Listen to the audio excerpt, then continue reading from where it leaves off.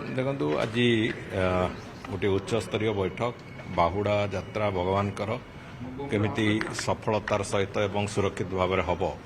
ସେ ବାବଦରେ ଆଜି ବିସ୍ତୃତ ଆଲୋଚନା ମାନ୍ୟବର ମୁଖ୍ୟମନ୍ତ୍ରୀଙ୍କ ଅଧ୍ୟକ୍ଷତାରେ କରାଯାଇଛି। ସେଥିରେ ବିଭିନ୍ନ ଦିଗକୁ ଗତଥର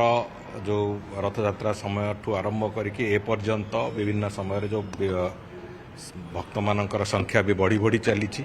ଭକ୍ତମାନଙ୍କର ଦର୍ଶନ ସୁରୁଖୁରୁରେ ହେବାର ଯେଉଁ ପ୍ରକ୍ରିୟା କରାଯାଇଛି ସେସବୁ ବି ଆଲୋଚନା ହେଲା ଏବଂ ବିଶେଷ କରିକି ବାହୁଡ଼ା ଯାତ୍ରାଠୁ ଆରମ୍ଭ କରିକି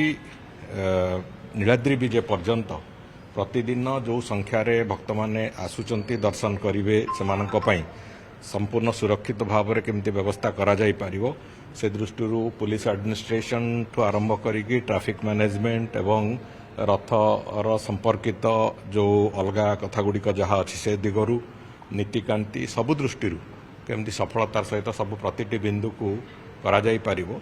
ଠିକ୍ କରାଯାଇପାରିବ ଏବଂ ସମସ୍ତଙ୍କୁ ସୁବିଧା ହେବ, ସମୟାନୁବର୍ତ୍ତିତା ରହିବ, ଇଏ ସବୁ କଥାକୁ ଆଖି ଆଗରେ ରଖିକି ବିସ୍ତୃତ ଯୋଜନା ପ୍ରସ୍ତୁତ ହୋଇଛି ଏବଂ ମାନ୍ୟବର ମୁଖ୍ୟମନ୍ତ୍ରୀ ବି ନିର୍ଦ୍ଦେଶ ଦେଇଛନ୍ତି ଯେ ଇଏ ସବୁ କଥାକୁ ପ୍ରତିଟି ପର୍ଯ୍ୟାୟକୁ ପ୍ରତିଟି କ୍ଷେତ୍ରକୁ ଅତ୍ୟନ୍ତ ସୁରକ୍ଷିତ ଭାବରେ ନେଇକି ଆଗକୁ ଚାଲିବା ପାଇଁ ଏବଂ ସମସ୍ତ ଅଧିକାରୀ ବୃନ୍ଦ ଯେଉଁମାନେ ଥିଲେ ସେମାନେ ସେହି ଅନୁଯାୟୀ ତାର କାମ କରିବାର ପ୍ରକ୍ରିୟା ଆରମ୍ଭ କରିଛନ୍ତି। ଦେଖନ୍ତୁ ରଥ ଟଣା କିଛି ବିଳମ୍ବିତ ହେଇନାହିଁ। ରଥ 4ଟା ବେଳକୁ ଆମ ନିର୍ଘଣ୍ଟ ଥିଲା, 4ଟା 15ରେ ରଥ ଟଣିବାର ପ୍ରକ୍ରିୟା ଆରମ୍ଭ ହୋଇଛି ମହାପ୍ରଭୁ ବଳଭଦ୍ରଙ୍କ ରଥ। ଏଥର ବି 4ଟା ବେଳକୁ ଅଛି ରଥ ଟଣା ହେବାର ପ୍ରକ୍ରିୟା ଆରମ୍ଭ କରିବାକୁ। ପହଣ୍ଡି ସମୟ ଯେଉଁ ଆମେ ଭାବିଥିଲୁ ଆଉ ଟିକେ ଆଗରୁ ହେଇଯାଇପାରିବ ବୋଲି, ଦେଖନ୍ତୁ ଏତେ ପ୍ରତିକୂଳ ପାଗ ମୁଁ